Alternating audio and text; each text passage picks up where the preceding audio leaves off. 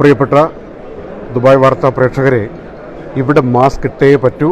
ആയിരക്കണക്കിന് ആളുകൾ ചുറ്റുവട്ടത്തായി ഇങ്ങനെ ഒഴുകി നടക്കുന്നുണ്ട്. അങ്ങനെ ഒരു സ്ഥലത്താണ് ഈ നമ്മുടെ നാട്ടിൽ നിന്ന് ഒരു വർഷം 7.5 ലക്ഷം മെട്രിക് ടണ്ണൊക്കെ ബസ്മതി മാത്രം കയറ്റുമതി ചെയ്യുന്ന പ്രസ്ഥാനങ്ങൾ വരെയുള്ള ഒരു സ്ഥലത്താണ് ഞങ്ങളിപ്പോൾ നിൽക്കുന്നത്. ദുബായിലെ ലോകപ്രശസ്തമായ ഗൾഫ് ഫുഡിൻ്റെ ഇന്ത്യ പവലിയൻ സബീൽ 2 ഹാളിൽ വന്നാൽ പല ഹാളുകളിലുമുണ്ട്. ട്രേഡ് സെൻറ്ററിനകത്ത് ഇന്ത്യ പവലിയനുണ്ട്, പല രാജ്യങ്ങളുടെയും പവലിയനുണ്ട്. പക്ഷെ ഇവിടെ വരുമ്പോൾ ചില അത്ഭുതങ്ങൾ നമ്മൾ കാണുകയാണ്. ഇത്രത്തോളം ഇന്ത്യൻ ഭക്ഷണ വിഭവങ്ങൾ ലോകം സ്വീകരിക്കുന്നല്ലോ, അതൊന്നും അറിയിക്കാൻ വേണ്ടി മാത്രം. ആ ബോർഡ് കണ്ടില്ലേ ഇന്ത്യ പവലിയൻ്റെ? ഈ ഇരിക്കുന്നവരെല്ലാം ഇന്ത്യയിൽ നിന്ന് വന്നവരാണ്. ഓരോരോ കച്ചവടക്കാർ അവരുടെ, നമുക്ക് ആ പ്രധാനപ്പെട്ട നേരത്തെ പറഞ്ഞില്ലേ, അവിടേക്കൊന്ന് പോവാം. അതായത് ഇപ്പോൾ ഈ ബസ്മതിക്ക് വേണ്ടി പഞ്ചാബിൽ നിന്നൊക്കെ വന്നിരിക്കുന്ന കർഷക കുടുംബങ്ങൾ, അവർ കൊണ്ടുവരുന്ന കാര്യം ലോകം മുഴുവനും ഇന്ത്യൻ ബസ്മതി എന്താണെന്ന് ഇൻട്രൊഡ്യൂസ് ചെയ്യാൻ വേണ്ടിയുള്ള ദൗത്യമാണ് ആളുകൾക്കെല്ലാം. ഇതിപ്പോൾ ANVI എക്സിം എന്ന് പറയുന്നൊരു കമ്പനി, അവരുടെ Little India, where is the bottle or the package of Little India? Little India, can I see please? Okay. This is long grain basmati, right? Yeah, long grain. 1121 category, right? Yes. Okay. 1121 is the crop name. Okay, crop name. Popularly known as 1121. Okay, fine. So this is from Haryana or Punjab? This is from Punjab. Punjab. 121, yeah. Okay. Thank you so both much. the places. Okay. So little India എന്നാണ് അവർ പേര് കൊടുത്തിരിക്കുന്നത്. നേരത്തെ പറഞ്ഞല്ലോ 7.5 ലക്ഷം metric ton ഒരു വർഷം, അതായത് 60-ലധികം രാജ്യങ്ങളിലേക്ക് കയറ്റുമതി ചെയ്യുന്ന ഇന്ത്യയുടെ ഒരുപക്ഷെ പഞ്ചാബിൽ നിന്നുള്ള നമ്പർ 1 അല്ലെങ്കിൽ ഇന്ത്യയിലെ നമ്പർ 1 ബസ്മതി എക്സ്പോർട്ട് കമ്പനി എന്ന് പേര് കേട്ടിരിക്കുന്നതാണ് ഈ സപ്പിൾ ടെക്കിൽ 100 കണക്കിന് ജീവനക്കാരുണ്ട്. ഒരു ദിവസം 5000 മെട്രിക് ടണ്ണിലധികം കൊയ്തുകൊണ്ട് വന്ന് സംഭരിച്ച് വെക്കാനുള്ള ശേഷിയുള്ളവരാണ്. ഒരു വർഷം 7 ലക്ഷത്തിലധികം മെട്രിക് ടൺ ഇവർ കയറ്റുമതി ചെയ്യുന്നു. You are from Sapul Tech, right? More than 60 countries you are exporting from India. Yes. Okay, from Punjab. Where it is located? We are located in Amritsar. So in the heart of Punjab. Yeah.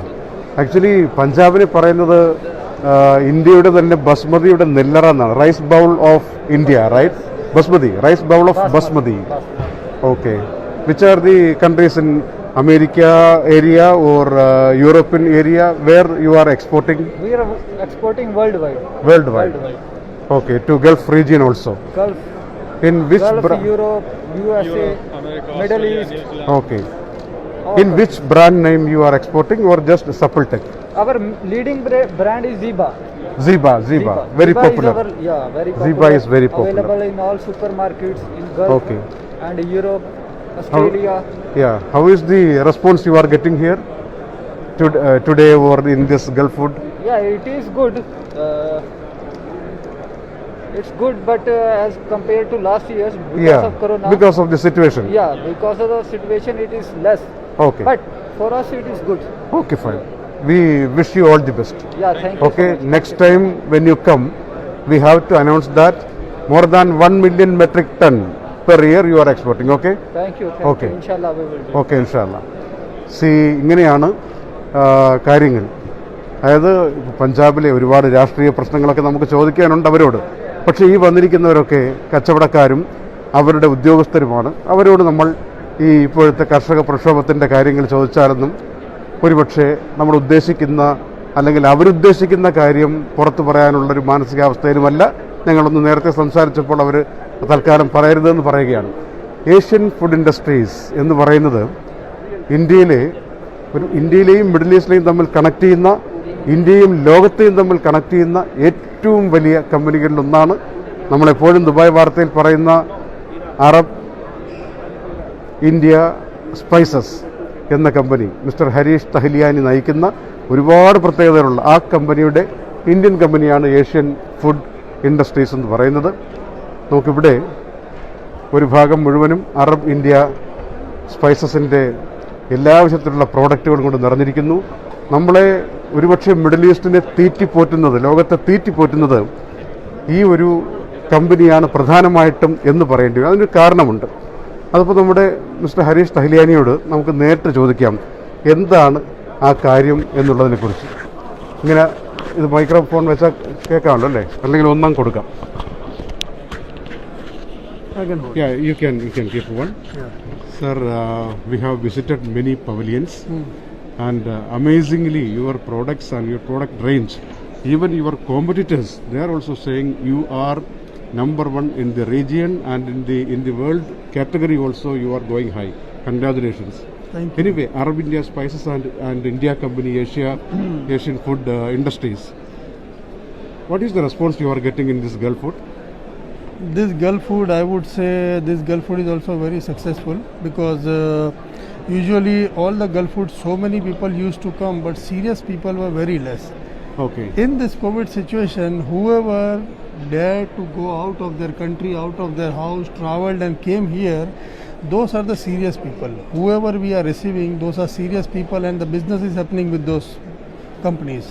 വളരെ ഗൗരവത്തിൽ ഈ സാധനങ്ങൾ വാങ്ങാനും വിൽക്കാനും വരുന്നവർ മാത്രമാണ് ഇത്തവണത്തെ Gulf ഫുഡിൽ വന്നിരിക്കുന്നത്. വെറുതെ നടന്നു നോക്കാനോ അല്ലെങ്കിൽ സാമ്പിൾ മാത്രം കഴിക്കാനോ അങ്ങനെയൊന്നും ഉദ്ദേശിച്ചുള്ള ആളുകളില്ല എന്ന് ഹരീഷ് സാർ പറഞ്ഞതിൻ്റെ ചുരുക്കമായിട്ട് നമ്മൾ മനസ്സിലാക്കണം. And many times in media about Arab India Spices and about your interviews, you have mentioned that even though nothing is there around us in our premises in this country, you can feed the country for more than 180 days. That kind of storage capacity you have. How you keep this and where it is? Can you please give the basic details? Yes, we have about 12 silos which can store about 52,000 metric ton. 52,000 metric ton സംഭരിച്ചു വെക്കാനുള്ള ശേഷിയുണ്ടെന്ന് ഈ UAE. Where it is? It is in Hamria Free Zone. Yeah, Hamria Free Zone, Sharjah. I would make it easy for people to understand. 52,000 tons, which means about 22 to 25,000 containers we can store. Okay. We can store. 22-ലധികം കണ്ടെയ്നറാണ് ഒരേ സമയം store ചെയ്ത് വെക്കാൻ പറ്റുന്ന capacity ഈ പറയപ്പെടുന്ന സൈലോകളിലായിട്ട് ഉള്ളത്. അതാണ് confidence. ആ ഒരു ആത്മവിശ്വാസം കൊണ്ടാണ് പറയുന്നത് ഇനി ഒന്നുമില്ലെങ്കിലും പയറും പരിപ്പും ഒക്കെ ആയിട്ട് 180 ദിവസത്തിലധികം ആളുകളെ തീറ്റിപ്പോറ്റാൻ പറ്റുന്ന സാധനം സംഭരിച്ചു വെക്കാൻ പറ്റുമെന്ന്. വെരി ഗുഡ്, അങ്ങനെ ആയിരിക്കണം.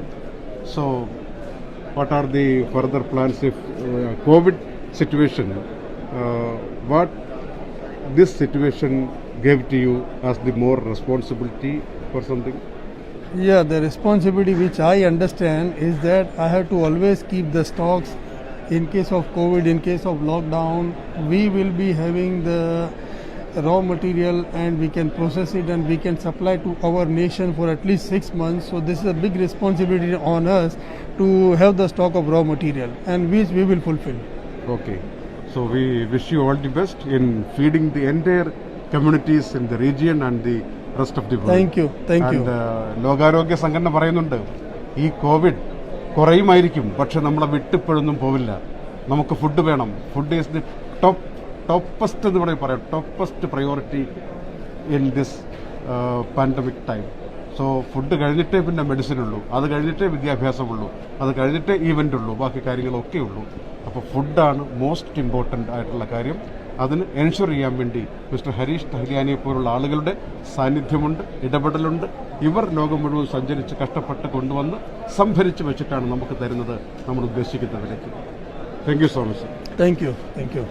സോ നമുക്ക് ഈ ഒരു വീഡിയോ അവസാനിപ്പിക്കാം. ഒരുപാട് കഷ്ടപ്പെട്ടിട്ടാണ്, അതിപ്പോൾ സപ്പിൾ ടെക്കിൻ്റെ കാര്യം പറഞ്ഞാലും അറബ് ഇന്ത്യ സ്പൈസസിൻ്റെ കാര്യം പറഞ്ഞാലും ലിറ്റിൽ ഇന്ത്യയുടെ കാര്യം പറഞ്ഞാലും മറ്റിവിടെ കണ്ട പല പല സ്റ്റോളുകളും വളരെ ബുദ്ധിമുട്ടിയിട്ട് തന്നെയാണ് ഈ റെസ്പോൺസിബിലിറ്റി ഏറ്റെടുത്ത് പഞ്ചാബിൽ നിന്ന് ഹരിയാനയിൽ നിന്ന് പല സ്റ്റേറ്റുകളിൽ നിന്നായിട്ട് കൊണ്ടുവന്ന് നമ്മളൊക്കെ ഫീഡ് ചെയ്യുന്നത്. ആ ഒരു നമ്മൾ ഓരോ ഉരുള കഴിക്കുമ്പോഴും ആ ഒരു ചിന്ത ഉണ്ടാകണം. അതിനപ്പുറം ഒരു ഉരുള നമ്മൾ വലിച്ചെറിഞ്ഞ് കളഞ്ഞ നമ്മുടെ കുട്ടികളൊക്കെ കഴിച്ചിട്ടിങ്ങനെ നീക്കി കളയുമല്ലോ ചോറെല്ലാം. ആ സമയത്ത് നമ്മളൊന്ന് ആലോചിക്കണം ഇതിന് പിന്നിലെ കഷ്ടപ്പാട് എന്നത് മനസ്സിലാക്കാൻ കൂടിയാണ് ഈ വലിയ അധ്വാനത്തെ ഇപ്പോൾ ദുബായ് വാർത്ത കൊണ്ടുവന്നത്. നന്ദി, നമസ്കാരം.